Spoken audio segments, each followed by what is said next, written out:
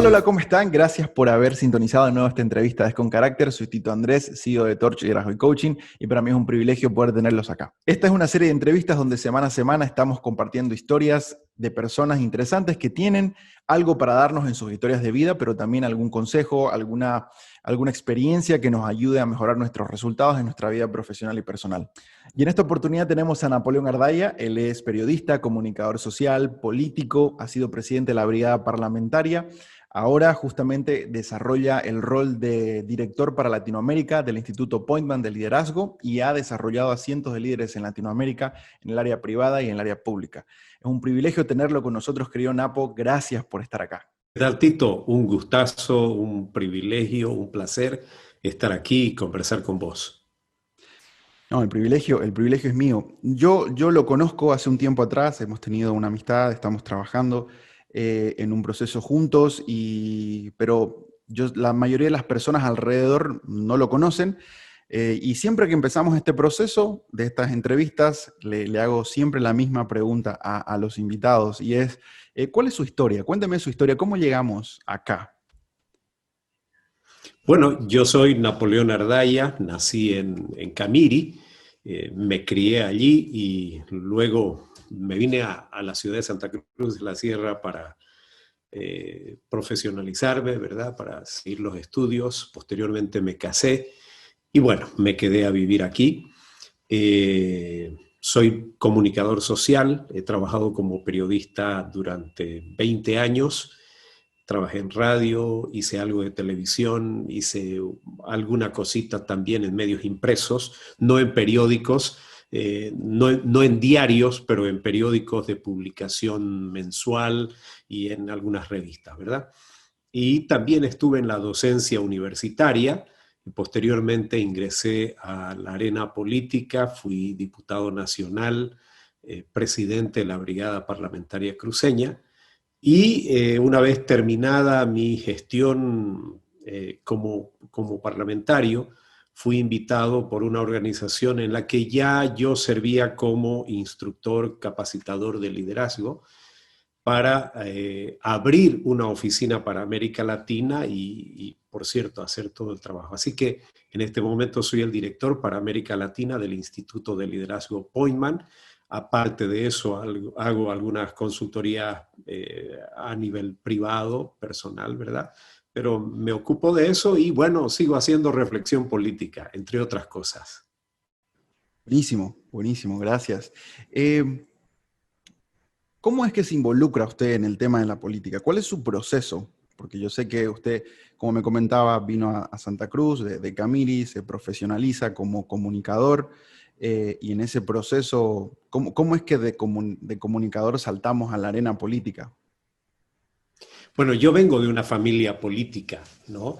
Este, mis tíos, mi padre, desde mi abuelo tiene una historia impresionante en el tema político que Mm. afectó mucho a la familia. De hecho, mi padre, enseguida os cuento los detalles, pero mi padre tuvo una marca muy fuerte por la actividad política de su padre.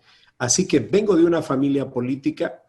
Sin embargo, digamos que mi formación política salió de los cánones normales en la época en la que yo estudié en la universidad. En la época en la que yo estudié en la universidad, el político se hacía en la universidad, el político era dirigente universitario. Y yo, bueno, entro a la universidad y en el primer semestre ya estoy metido en actividad Política. dirigencial, Ujú. eh, pero hay que tomar en cuenta que el año en el que yo ingreso a la universidad es el año 83. La Mm. democracia había regresado al país en octubre del 82. El Y primer también año. para los más jóvenes debemos decir que en realidad habían habido ya intentos el 79, por allí el 80, 81, de retornar a la democracia, pero los gobiernos militares regresaban.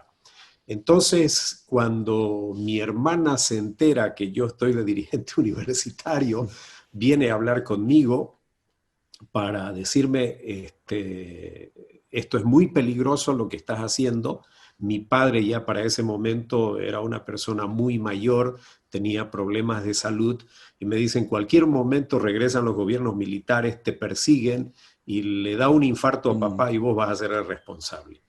Y un poco nosotros en familia habíamos sufrido eh, lo que fueron las persecuciones. Y no ujú. solo las persecuciones durante los regímenes militares, sino antes también. Previo, sí. Eh, un poco la generación de mi padre y sus hermanos eran,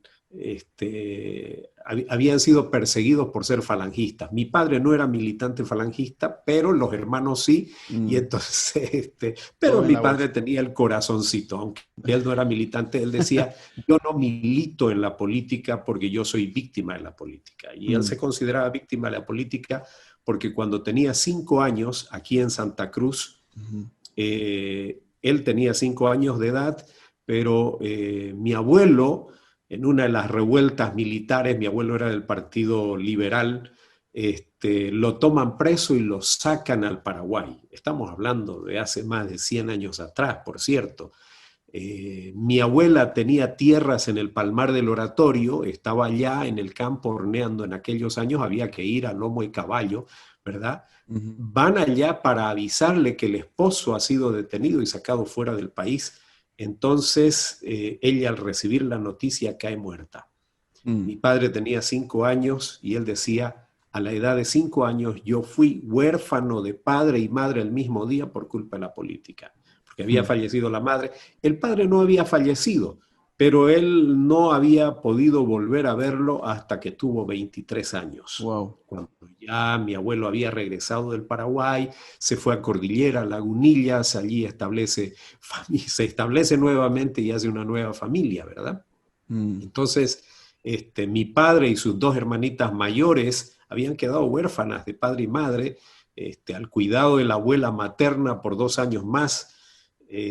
mm. Eh, a los 2 años muere la abuelita materna, eh, las hermanitas mayores, dos, fueron criadas por unos tíos y mi padre termina en la casa de un turco frente a la Plaza 24 de septiembre, ¿verdad? Entonces, la historia de mi padre es fascinante, da para escribir libros. Pero él decía, yo no milito porque yo fui huérfano. En realidad él decía, yo no soy político porque por culpa de la política fui huérfano de padre y madre.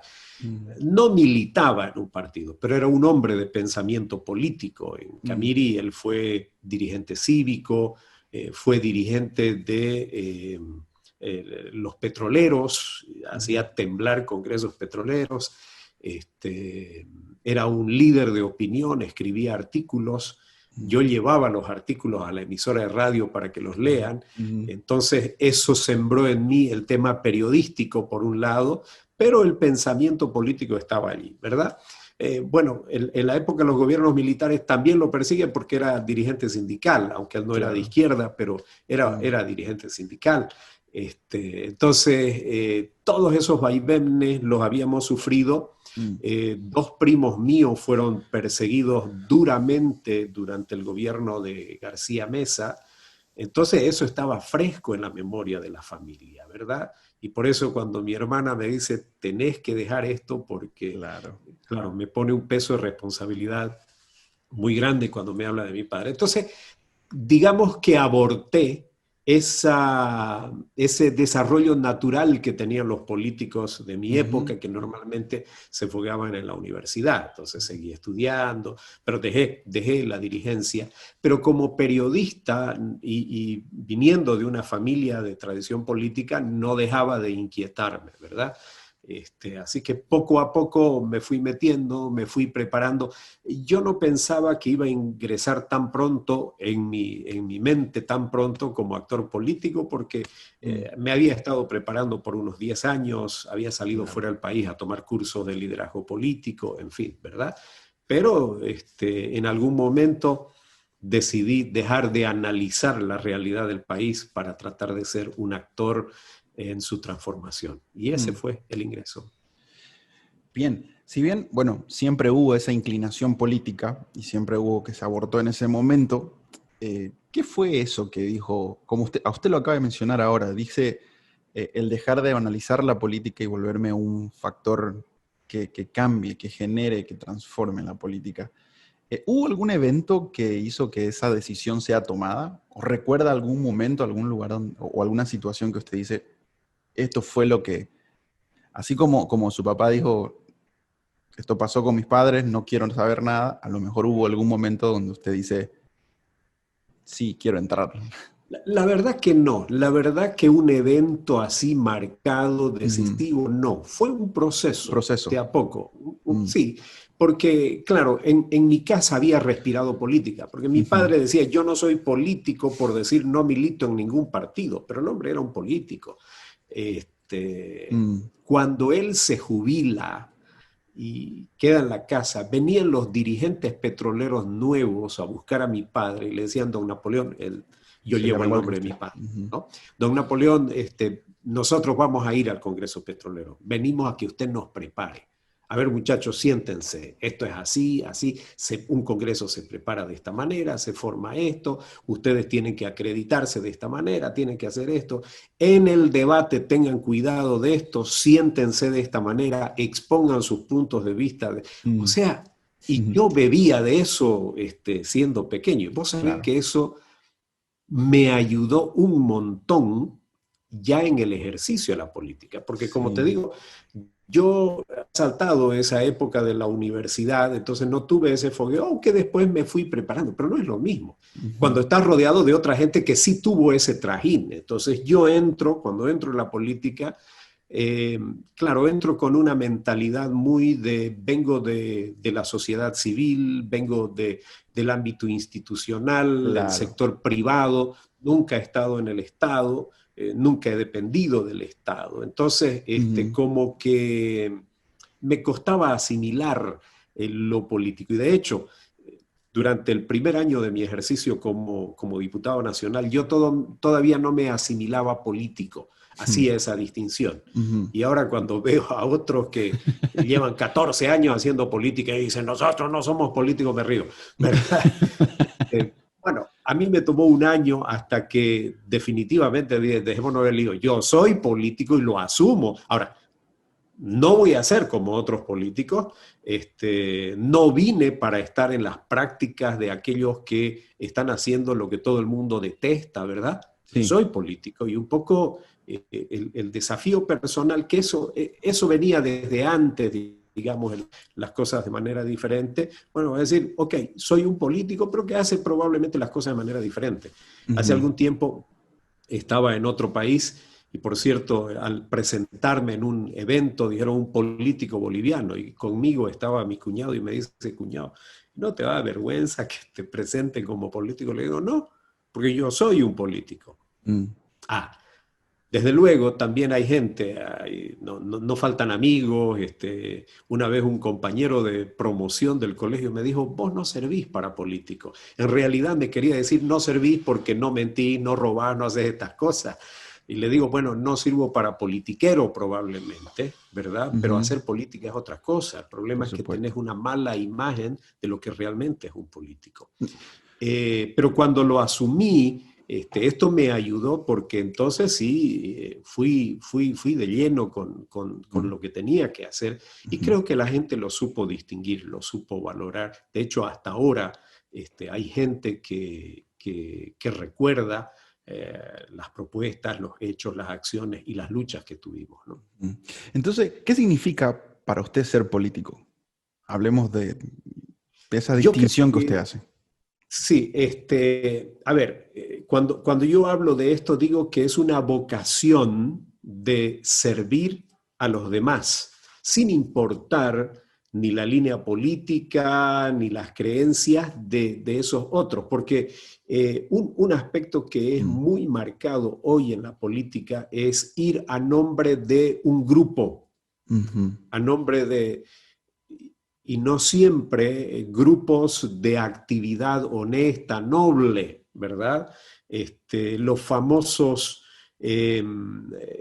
grupos de poder, pero estoy hablando de poder fáctico, Como por ejemplo, Ujú. tuvimos un presidente que durante 14 años fue presidente del país, pero nunca dejó de ser presidente de los cocaleros. Sí.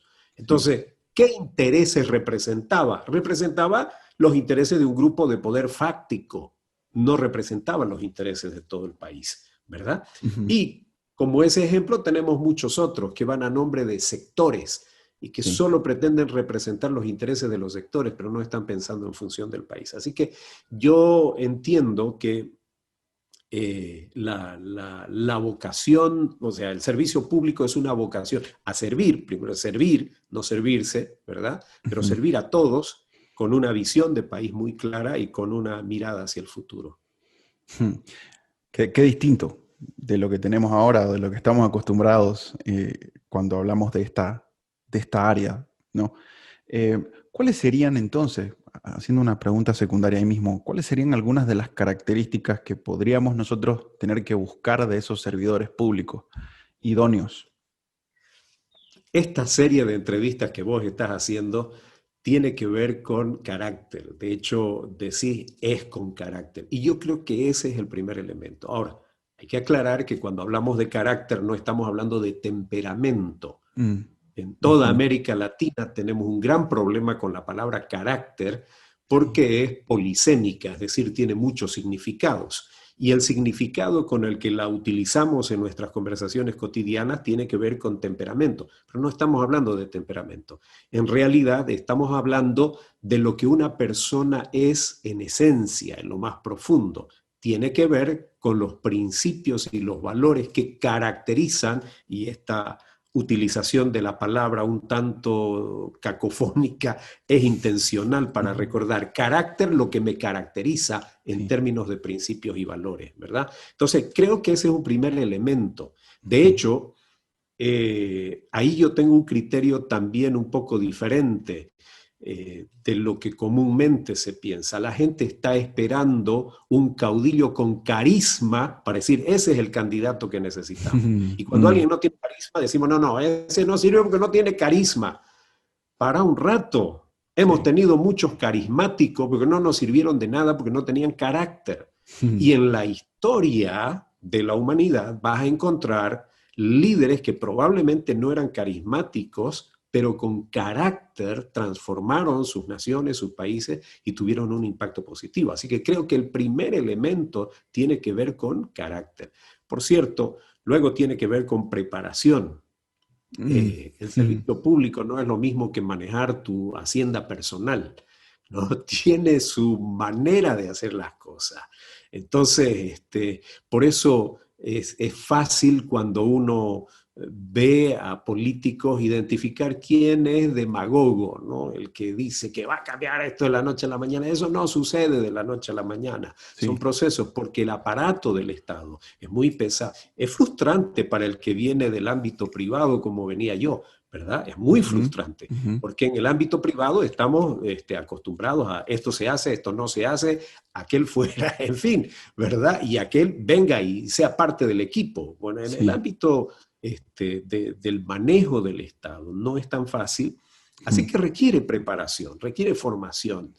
Eh, y no necesariamente en ciencias políticas, pero en lo que significa la política como tal. Es decir, no estoy diciendo que la política debe estar reservado para los profesionales en ciencia política, pero tiene que haber un manejo, o perdón, un conocimiento, una preparación de cómo se maneja la cosa pública. Mm. Tiene que haber capacidad de propuesta, capacidad de gestión, Mm. y, bueno, visión de país, ¿no? Es decir, que va más allá de lo sectorial, más allá de mi entorno, eh, una capacidad de mirar hacia el futuro. Se dice, creo que válidamente, que la diferencia entre un político y un estadista es que el político está mirando la próxima elección, mientras que el estadista está mirando la próxima generación del Mm. país.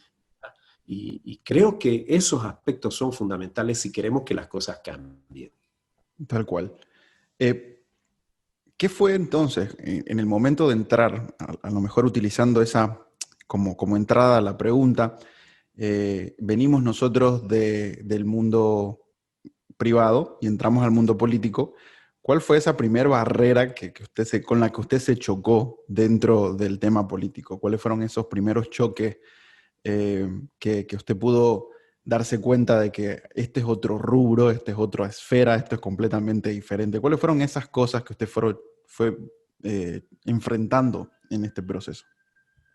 Bueno, primero terminaré de responder algo que creo que no terminé de responder cuando me dijiste si hubo un Un suceso que momento. marcó mi Ujú. ingreso. No, fue un proceso, ¿verdad? Y de a poco se fue dando. Como dije, tomó 10 años mi preparación y yo no estaba todavía pensando que podría entrar hasta que llegó la invitación. Y es más, originalmente había pensado que probablemente yo iba a estar trabajando en entornos como asesor más que Ujú. como actor político, pero cuando llegó la invitación fue una decisión muy fuerte, Ujú. muy difícil, implicaba muchas cosas para poder entrar, pero entramos. Ahora, en el ejercicio mismo, probablemente uno de los aspectos que me marcó mucho fue la intensidad del ataque, y eso sí fue algo que marcó.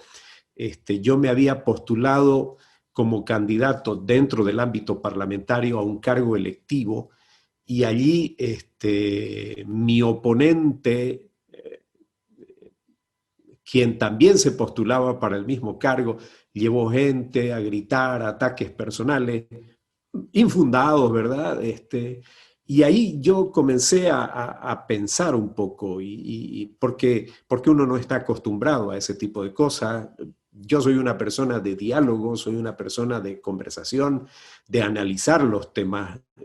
Yo no soy un fanático de líneas ni de personalidades, ¿verdad? Soy más cerebral, pues.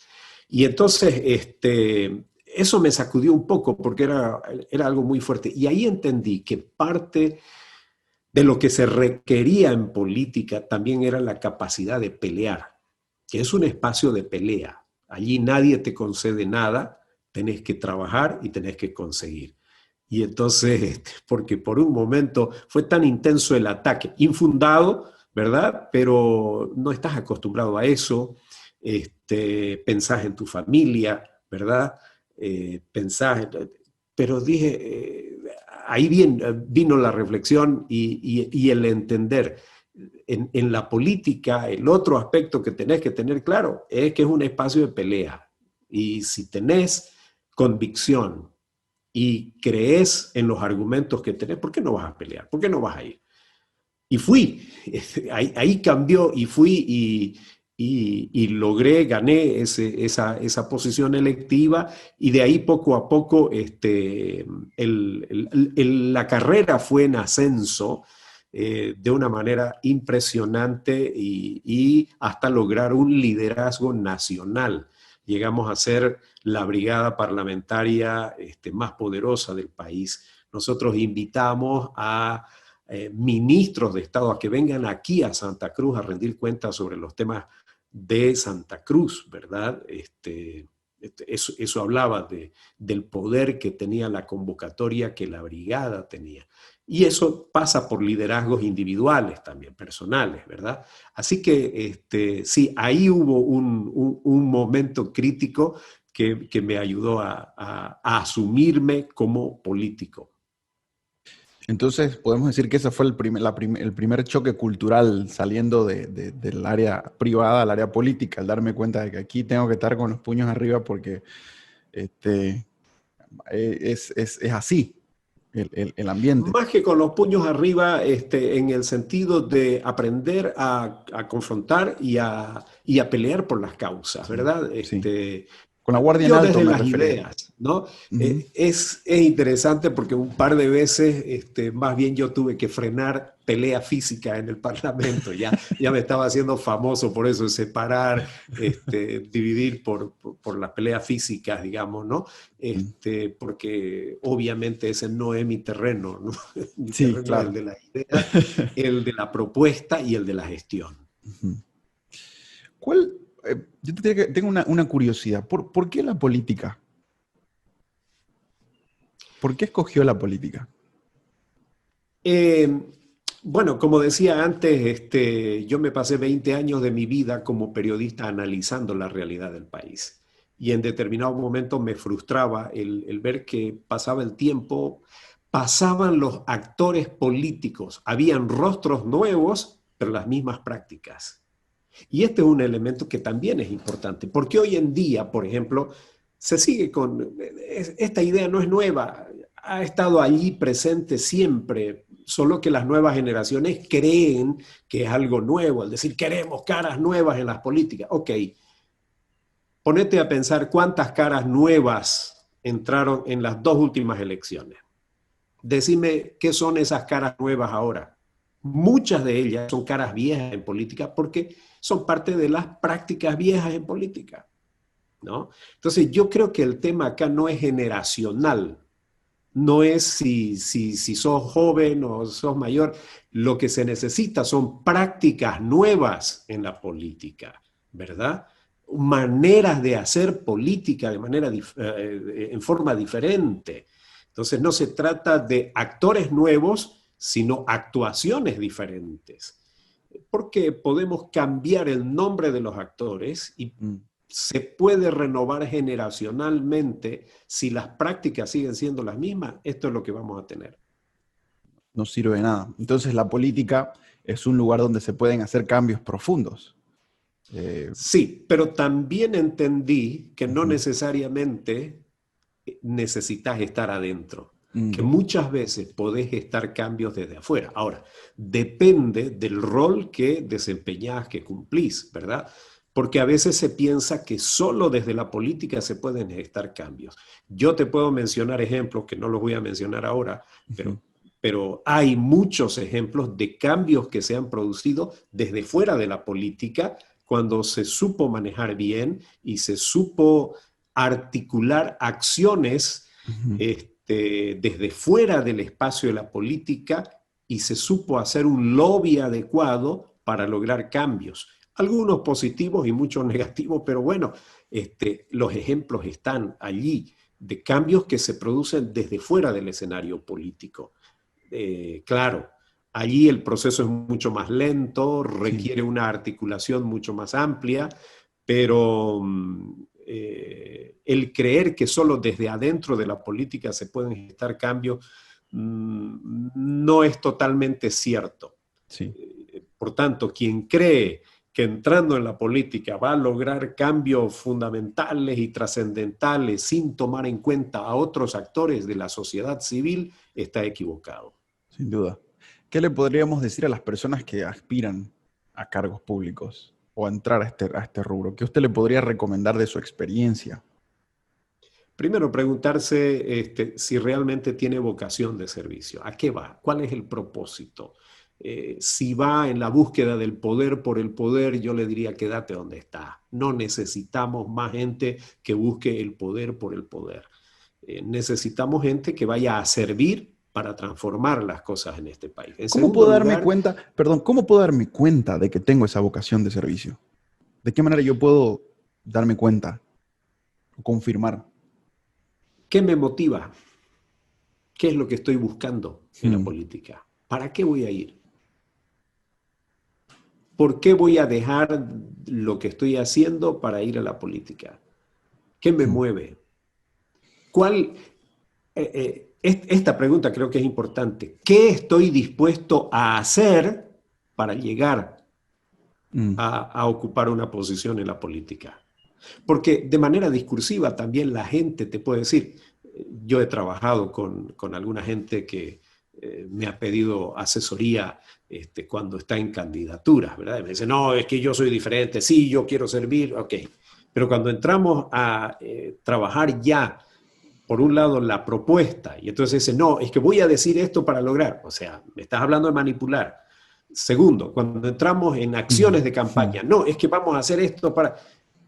Y digo, pero estás en la misma práctica de los demás, estás Claro. en el prebendalismo, estás en las prácticas mañosas que ya no queremos, es decir, eh, eso va a revelar qué estoy dispuesto a hacer para llegar al poder, va a revelar qué es lo que me mueve, Hmm. ¿no? si realmente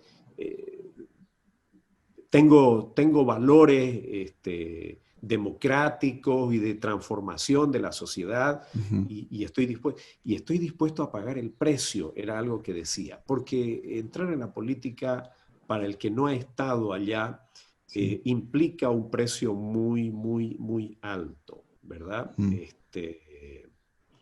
En diferentes maneras. Tu vida deja de ser privada para ser pública.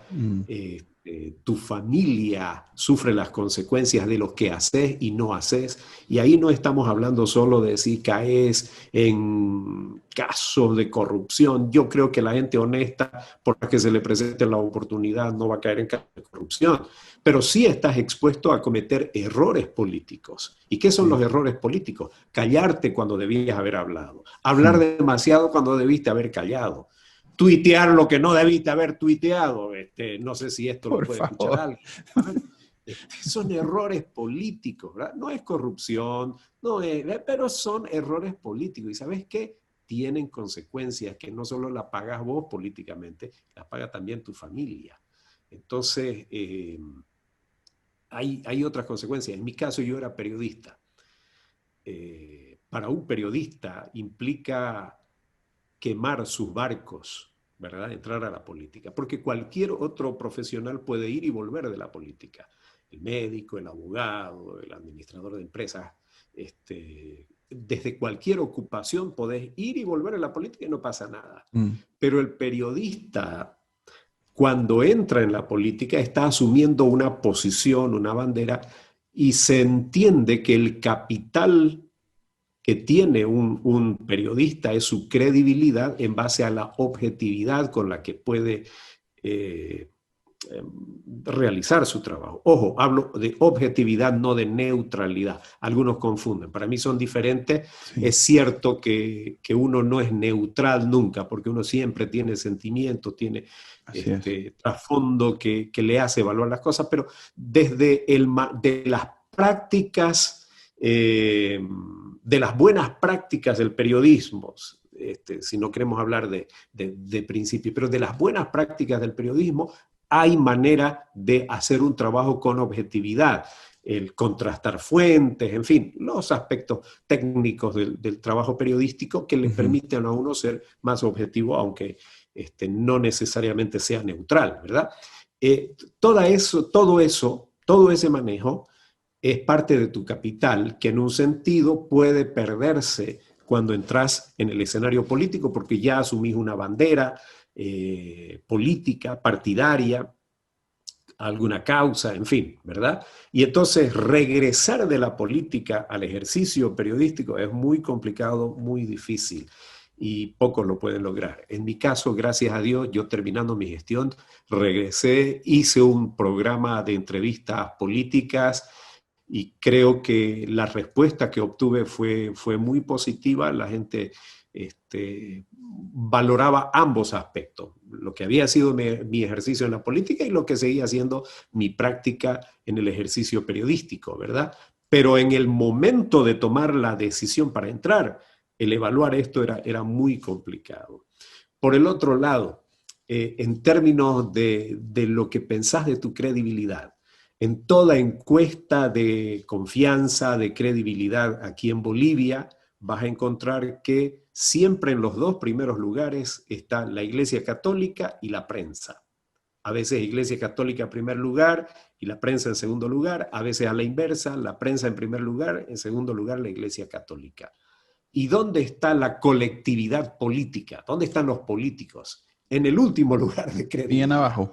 Entonces, dejar el ejercicio del periodismo para entrar a ser un actor político era voluntariamente dejar un segmento considerado creíble para irme a un segmento falto de credibilidad en el país. Y eso pesa cuando uno ha tenido una carrera en el ejercicio periodístico que por lo menos ha sido considerada bastante objetiva.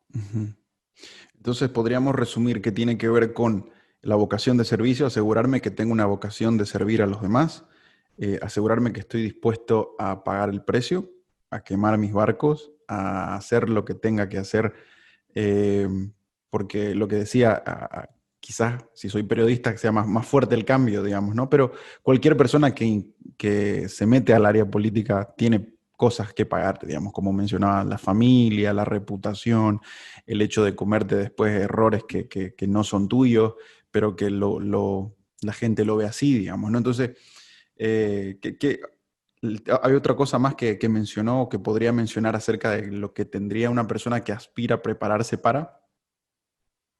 Bueno, estaba hablando de tener una visión de país. Ujú. Eh, Usted mencionó prepararse, usted mencionó el capacitarse, el estar listo. Eh, si bien esto es importante, es muy difícil, quizás creo yo, bueno, prepararse porque no hay una escuela de política, una universidad donde uno aprende. Quizás antes el tema de la gestión dirigencial universitaria era una escuela, sin duda es una escuela, pero ¿cómo una persona se podría preparar o podría aprender o capacitarse que no esté necesariamente en ese rubro? bueno, como decía antes, no me refiero exactamente a una preparación académica, pero por lo Ujú. menos a desarrollar una trayectoria que te permita entender el mundo en el que vivís. Siempre me llama la atención de gente que nunca asistió a una reunión de la Junta de Vecinos de donde vive. Nunca le importó la asociación de padres de familia del colegio donde están sus hijos. Nunca le importó nada y de pronto hoy quiere entrar en el mundo de la política. Y digo, pero por favor, vos, ¿dónde estaba? Por Claro. eso uno ve una desconexión total, por eso uno ve que la gente no entiende a qué está entrando, ¿verdad? No solo en sus propuestas, pero en qué se necesita en la política para poder servir mejor. Como periodista una vez hice una serie de entrevistas en un programa que yo tenía a candidatos a alcalde. Y recuerdo bien que a un candidato le pregunté, en ese momento acababa de aprobarse una nueva ley de municipalidades, y le digo, ¿ya tiene usted conocimiento en la nueva ley de municipalidades?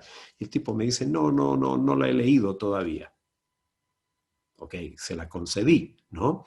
Y le digo, pero usted conoce la ley de participación popular. Y la ley de participación popular ya llevaba un par de años en vigencia, ¿no? Y que tenía que ver muchísimo con el ejercicio de lo municipal. Me dice, no la he leído todavía. Entonces digo, pero este tipo a qué está yendo? Es decir, no entiende cuál es el rol que va a cumplir y viene a ofrecerse como candidato, ¿no? Y de eso pues hay mucho, ¿verdad? Entonces, el entender por lo menos cómo se mueve, cuál Mm, es el escenario de donde pretendo servir, sí. ¿no? Hay gente que quiere ir a ámbitos legislativos. Ok, ¿cómo se mueve ese ámbito legislativo? ¿Cuáles son los parámetros, los principios, la dinámica? ¿Cuáles son las competencias? ¿Cuáles son las responsabilidades? ¿No? Sí. Eh, Uno observa, por ejemplo, candidatos a diputados uninominales que hacen oferta de concejales municipales. Eso es porque no entendieron jamás a qué están yendo, ¿verdad? Sí. Eh, nunca leyeron por lo menos cuáles son las competencias Sí. del cargo al que aspiran. Entonces, a eso me refiero, a prepararse para hacer las cosas bien, si es que realmente estamos en serio, porque lo otro, una vez más, es demostración de que lo que se está buscando es el poder por el poder. Ujú. Bien, ahora ya que hablamos del tema político, quiero pasar a la otra parte donde hablamos acerca de su rol como desarrollador de líderes en Latinoamérica, porque saliendo de la plataforma política o de su rol como parlamentario, eh, usted empieza a ser, como usted decía, seleccionado por esa organización de desarrollo de liderazgo en la cual usted servía como el representante de América Latina. Eh, ¿Cuál ha sido ¿Cuál ha sido su experiencia formando líderes en Latinoamérica? ¿Cuál es su experiencia en este proceso de formar líderes? A ver, por un lado era algo que yo venía haciendo desde hacía tiempo, ¿verdad? Mientras yo ejercía el periodismo, ya venía trabajando en este ámbito del desarrollo de líderes, la formación, ya había tenido experiencias de salir fuera del país con este tema. Lo que sucede después de mi trabajo en el ámbito político es que ya me piden abrir la oficina de esta organización en particular y ser el director para América Latina. La experiencia ha sido muy grata, muy buena. Eh, es gratificante cuando podés ver que tu trabajo tiene impacto, tiene resultados. Nosotros trabajamos fundamentalmente en el sector público, en ámbitos de gobierno, también en el sector privado, en ámbitos corporativos, pero la mayor parte de nuestros clientes son agencias gubernamentales, ámbitos de gobierno, y hemos tenido experiencias muy, muy positivas. De hecho, en todos los países donde hemos estado, nos vuelven a invitar para seguir trabajando, ¿verdad? Esto habla del impacto que hemos tenido. Trabajamos mucho con estos aspectos de los que estamos hablando, el carácter del líder, el aspecto ético.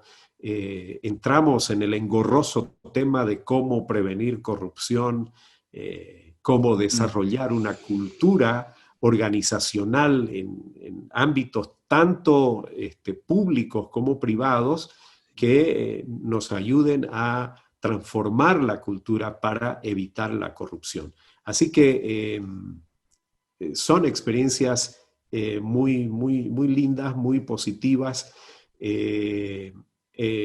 Hay un caso en el que hemos ido más allá y estamos desarrollando todo un trabajo con las nuevas generaciones. Es decir, no solo con quienes están en liderazgo en los ámbitos gubernamentales, sino que nos han pedido desarrollar un programa para formar a nuevas generaciones en un programa extenso, amplio y profundo, que nos está dando muchas, muchas satisfacciones.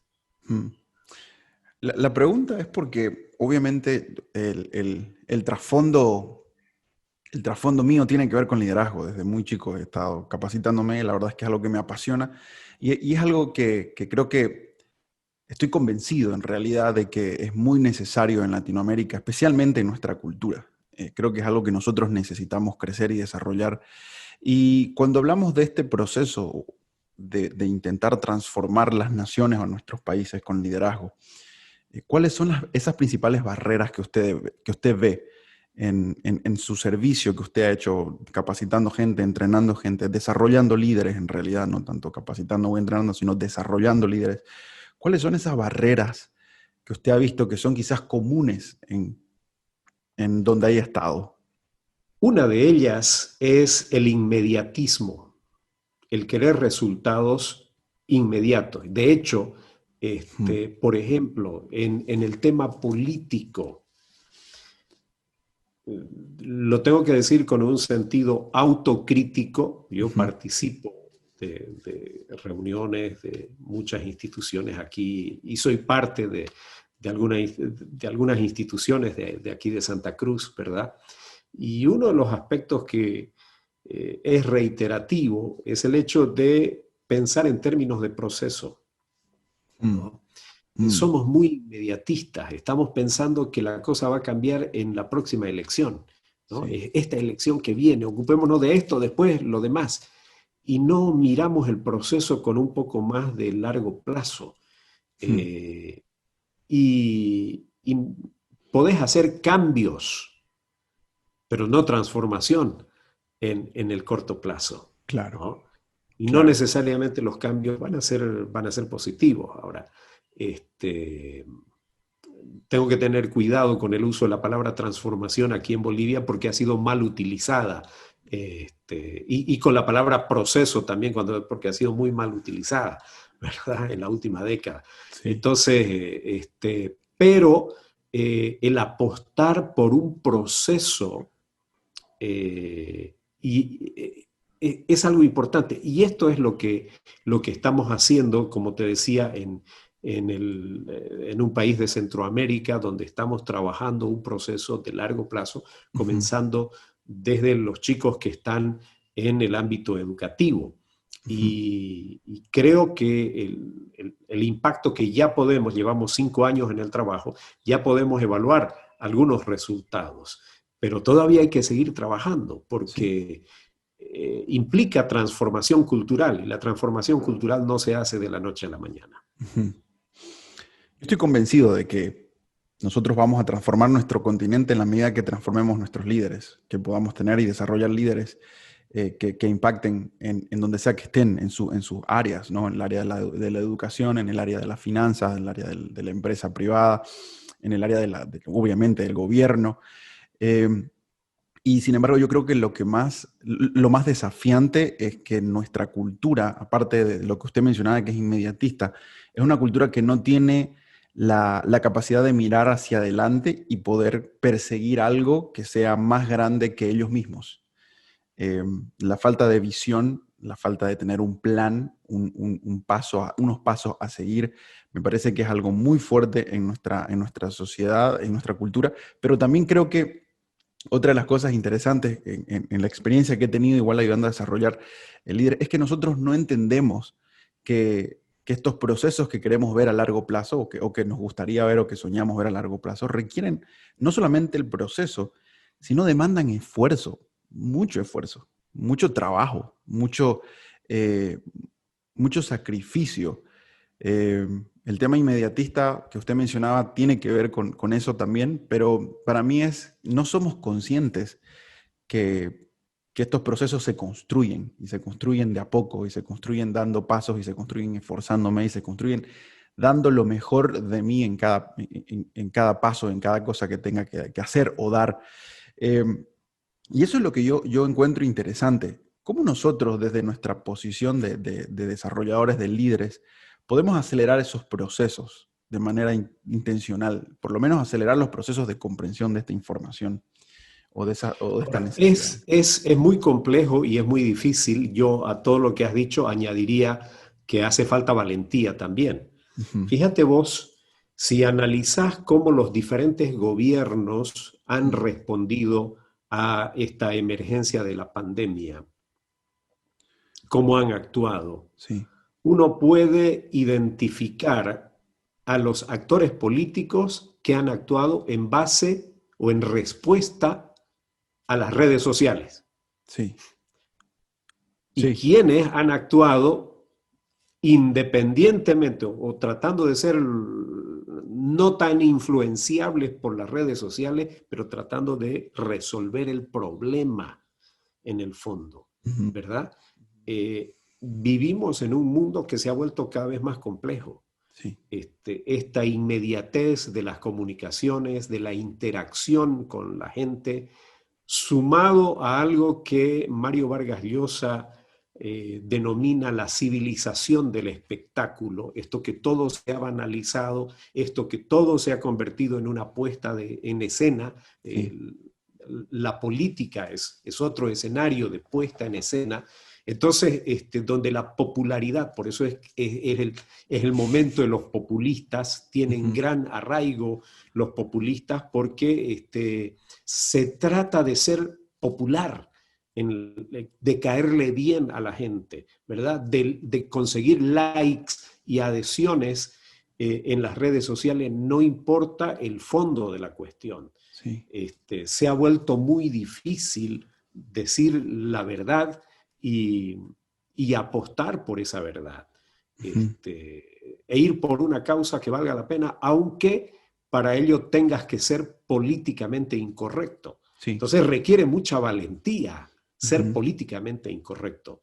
Requiere mucha valentía ir a resolver un problema más allá de si sos o no sos popular popular. en las redes sociales. Ujú, Entonces, no es fácil, no es fácil. Y ese es un aspecto que los que hacemos formación, ujú, desarrollo de líderes, que dicho sea de paso, no es lo mismo que ser conferencistas motivacionales. Hay un mundo de diferencia, ¿verdad? Sí, Los enorme. conferencistas motivacionales son otros Es y otro tienen rubro. su papel. Pero los que estamos en el desarrollo, en la formación de líderes, Ujú. a veces tenemos la tendencia también de usar clichés para simplificar las cosas.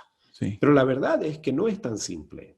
Ujú. Y por eso requiere mucha valentía, porque Sí, embarcarte en un proceso muy accidentado, no siempre comprendido, no es fácil. sin duda. Y, pero por el otro lado, también la gente llega a darse cuenta. Y cuando se da cuenta, valora y aprecia lo que haces.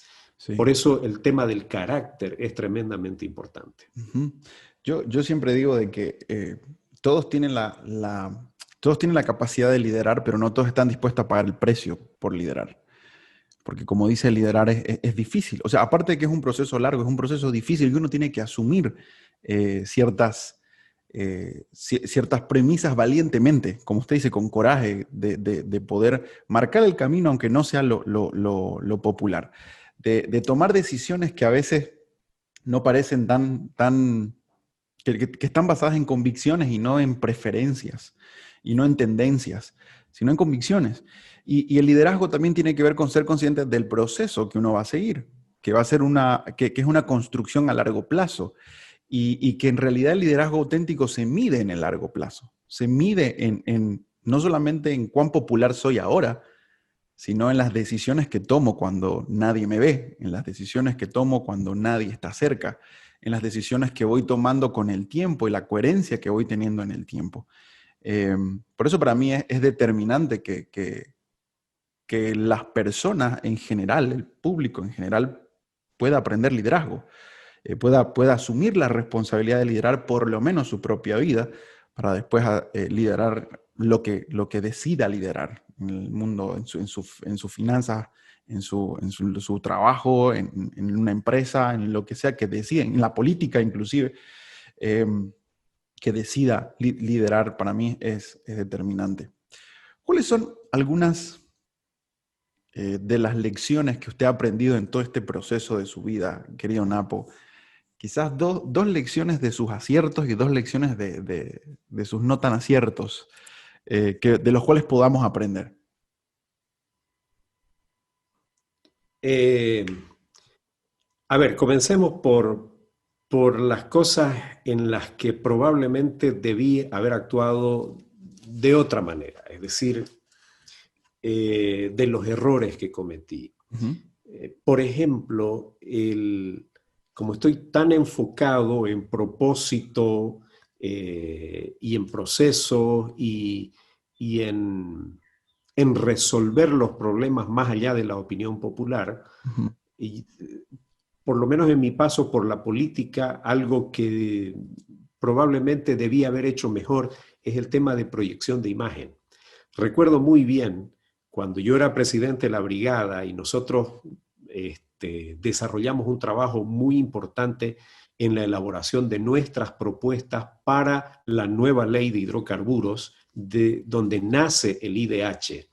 Recuerdo muy bien que mi amigo Carlos Delius, que era uno de los ingenieros que era parte de nuestro consejo asesor en la brigada parlamentaria, cuando lo estábamos trabajando, todavía no lo habíamos presentado allá en el Congreso, me decía, Napo, esto hay que escribirlo, porque si logramos que esto salga, estábamos hablando de las propuestas, entre ellas IDH, la más importante, si logramos que esto salga, esto va a ser tremendo, esto realmente va a transformar el país. Y ¿sabes qué? Esto va a tener muchos padres.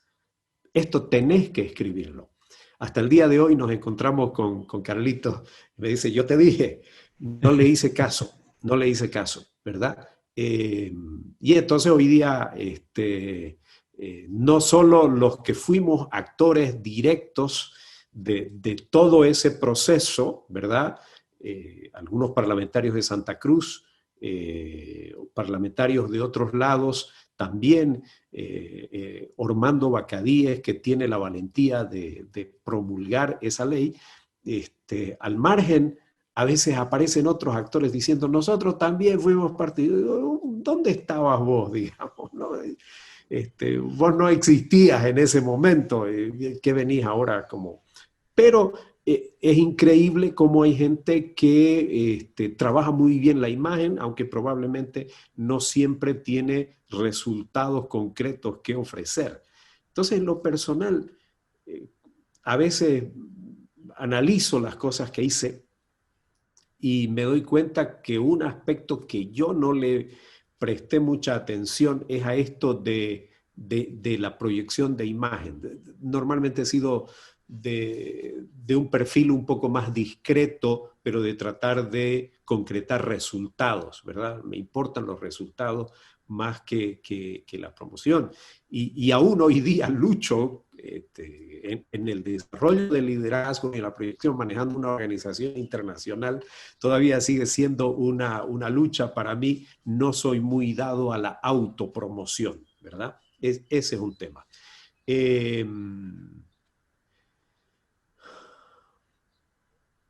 En cuanto a los aciertos, bueno, lo que decía antes, ¿no? Aprendí mucho, el estar abierto a aprender. Ujú. Como yo no tuve ese proceso que otros habían seguido en la dirigencia universitaria, o sea, Ujú. no deja de darte cancha en el manejo Por supuesto. político. Para mí era una parte en la que a veces yo sentía que me faltaba ese tipo de cancha. Ujú. Pero por un lado recordaba las enseñanzas que mi padre le daba a la gente. Ya mi padre no estaba vivo, ya había fallecido, pero yo recordaba, ¿no? Y eso me ayudaba de una manera impresionante. A veces habían los políticos de peso allá en el Congreso Nacional que veían algún manejo que yo hacía y me decían, wow, tremendo. Y yo decía, pero esto es lo que yo recuerdo que mi padre enseñaba a otros, ¿verdad? Y cómo me servía, ¿no? Detalles del manejo parlamentario, de la discusión parlamentaria, que parecen pequeños, parecen sencillos, pero que hacen un mundo de diferencia Claro. y que te permiten que tus ideas queden y vayan avanzando y logres los resultados que querés, ¿verdad? Ujú. Entonces, y luego el mirar alrededor y encontrar gente de la cual podés aprender, Ujú. aún sin que compartas todas las ideas políticas, Sí. ¿no? Entonces, yo aprendí mucho de gente como Nora Soruco. Ujú. Nora Soruco es una política, pero destacada. Fue la segunda mujer en llegar a ser presidente de la Cámara de Diputados, Ujú. ¿no? Por mérito propio, Claro. político, ¿verdad? Ujú. Por manejo político, no por manipulación. De hecho, no era la candidata de su propio partido, pero llegó porque el ejercicio de la política. Y hay muchas cosas que yo aprendí trabajando junto con ella y no éramos de la misma línea política, la misma línea partidaria, de ninguna manera, éramos de líneas diferentes, Sí. pero cultivamos amistad y habíamos comenzado trabajando en la brigada, ella como presidente y yo fui su vicepresidente. Ahí hicimos un trabajo impresionante en forma conjunta, ¿verdad? Y después, cuando yo fui presidente, ella era vicepresidente de la Cámara de Diputados y seguimos coordinando y fuimos para allá. Eh, Aprender de otra gente como el propio Armando Bacadíes en los aspectos que uno veía y cómo el hombre manejaba la política, gente valiosa en cuanto a su pensamiento como Chacho Justiniano, ¿no? José Guillermo Justiniano. Yo creo que con la partida de José Guillermo Justiniano, Santa Cruz perdió a un hombre muy, muy valioso en la generación de ideas, en la visión, ¿verdad? Y Sí. desde afuera también escuchar a otra gente valiosa, gente que probablemente no estaba en el ámbito político, partidario, Ujú. pero líderes en la sociedad de los cuales podés aprender un montón. La enseñabilidad fue algo que a mí me ayudó mucho. Y si yo pude lograr un liderazgo de proyección nacional en la política, es porque también pude caminar sobre los hombros de otros, ¿verdad? A veces en política creemos que la clave está en venir y derribar todo y comenzar todo de nuevo.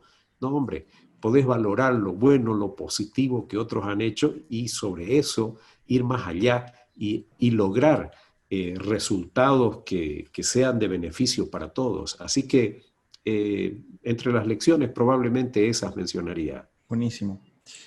Le hemos tirado casi una hora, querido Napoleón. ¿Le parece si cerramos con la última pregunta que siempre hago, al igual que al comienzo, al final?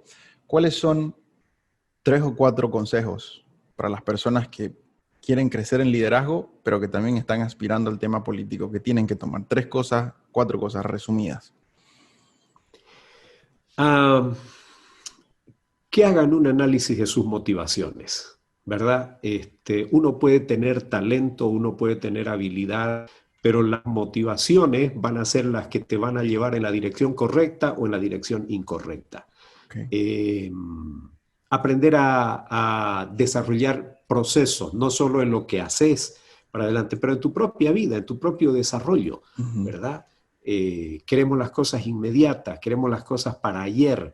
Bueno, vivimos en un mundo que nos empuja hacia lo inmediato y hay que ser rápido y hay que aprender a tomar decisiones rápidas, pero hay que tener una proyección también, no solo en lo que pretendes lograr, pero en tu propio desarrollo, ¿verdad? Porque las cosas no se dan de la noche a la mañana. Sí. Entonces, aprender a apostar por eso. Procesos. Entender que valentía no es lo mismo que bravuconada. Hace rato decía que se requiere valentía también. Y bueno, hay varios que a nombre de valentía lo que tienen son bravuconadas, digamos, ¿no? Reacciones que no son valientes, que son descontroladas, falta de autogobierno, ¿no? Pero con bravuconada y con arenga pensamos que es valentía. No, eso no es valentía, es estupidez con energía, digamos, ¿no? Claro, perdón, pero es como en una oportunidad hablaban de 2 personas, decían, ¿y cuál es la diferencia entre los dos? Bueno, estas 2 personas, las dos son pésimas, digamos, pero por lo menos esta es bruta pero enérgica, decían, ¿no? Entonces, la valentía no es eso. La valentía es no tener temor de enfrentar los obstáculos a pesar de los riesgos, ¿no? Pero tiene que haber un sentido de dirección, de propósito, y tiene que haber cuidado. La bravuconada es falta de autocontrol, y quien no puede controlarse a sí mismo, ¿cómo pretende ser líder de los demás? Más que como consejo, los comparto como parte de mi autorreflexión, cosas que yo mismo considero y quiero seguir considerando para lo que me queda del viaje, ¿verdad? Porque tampoco no soy mucho de dar consejos a otros, no me ubico mucho en el rol de consejero.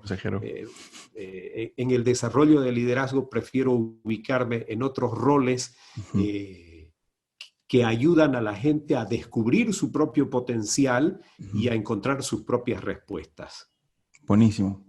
Querido Napo, muchísimas gracias por su tiempo. Para mí ha sido siempre un honor, pero hoy especialmente tenerlo acá y compartir esto con todas las personas que van a ver este video, su historia de vida, su caminar profesional, su caminar político. Inspira mucho y la verdad es que yo considero que es muy valioso el poder tener tiempos con personas como usted para poder conversar, para poder disfrutar de aprender. Yo siempre reflexiono y siempre recomiendo a las personas que busquen mentores, que busquen personas a las cuales hayan caminado ya procesos a los cuales uno quiere vivir o uno les gustaría caminar por ahí para poder aprender. Y la verdad es que yo considero eso de usted y agradezco por este tiempo. Para cerrar, díganle a las personas dónde lo pueden encontrar, dónde está en las redes sociales, dónde pudieran ubicar a Napoleón en caso de querer seguir creciendo, escuchando y aprendiendo de usted. Gracias, Tito. Bueno, pueden encontrarme en Facebook, en la página de Figura Pública, no en mi perfil personal porque ahí solo tengo mi familia y el círculo más cercano de amigos, pero en la página de Figura Pública estoy ahí a disposición. También estoy en Twitter como Napoleón Ardaya, directo, Napoleón Ardaya en ambos lados. Estoy también en LinkedIn, aunque no publico mucho. Acabo bueno, estoy en otras redes, pero todavía no tengo contenidos ahí. Así que, pero básicamente Facebook, Twitter, LinkedIn son los lugares donde me pueden encontrar. El agradecido soy yo, Tito. Y gracias por esta oportunidad, gracias por el trabajo que estás haciendo, estás añadiendo valor, estás ayudando a otros y eso es algo que se agradece y se valora. Felicidades por tu trabajo y bueno, gracias por tenerme aquí. Muchísimas gracias, querido Napo, por eso. Y nos vemos en alguna otra oportunidad. Va a ser un lujo tenerlo. Seguro. Gracias por haber visto esta entrevista de Es con Carácter. Quiero animarte a que te suscribas, a que nos dejes abajo tus reflexiones acerca de este video, pero también a que puedas seguir este proceso de capacitación suscribiéndote a alguna de las mentorías o capacitaciones que tenemos en los links de aquí abajo. Queremos continuar este proceso sirviéndote en desarrollar la mejor versión de vos. Nos vemos en el siguiente video.